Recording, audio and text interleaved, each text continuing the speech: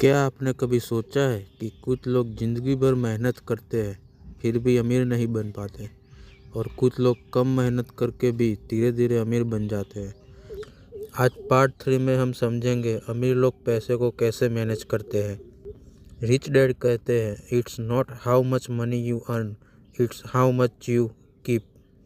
यानी अमीर बनने के लिए ज़्यादा कमाना ज़रूरी नहीं है, ज़रूरी है पैसे को सही तरीके से संभालना। गरीब और मिडिल क्लास क्या करते हैं, जैसे ही पैसे आते हैं खर्च बढ़ जाते हैं, नई चीज़ें, ईएमआई, दिखावा, और महीने के अंत में फिर वही जीरो बैलेंस। लेकिन अमीर लोग अलग सोचते हैं। जब उनके पास पैसा आता है वो पहले खुद को पेमेंट करते हैं। इसका मतलब क्या है? पहले सेविंग और इन्वेस्टमेंट और बाद में खर्च। एग्जाम्पल से समझे तो मान लो दो लोग हैं, राहुल और अमन।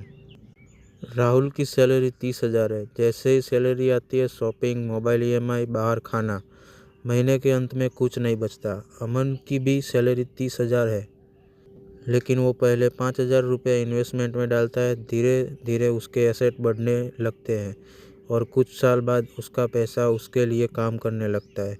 यही फ़र्क है, इनकम से नहीं हैबिट से अमीरी बनती है।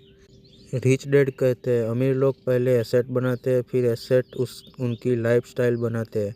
गरीब लोग पहले लाइफस्टाइल बनाते हैं और फिर पूरी ज़िंदगी उसे चलाने के लिए काम करते हैं। अगर आप सच में अमीर बनना चाहते हैं तो आज से एक नियम बना लो, पैसा कमाओ, इन्वेस्टमेंट करो और फिर खर्च करो, ना कि पहले पैसा कमाओ, खर्च करो और बाद में इन्वेस्टमेंट करो। अगर आपको ये पार्ट 3 पसंद आया तो लाइक करें और कमेंट में लिखें पार्ट 4, जहां हम सीखेंगे अमीर लोग रिस्क को कैसे देखते हैं।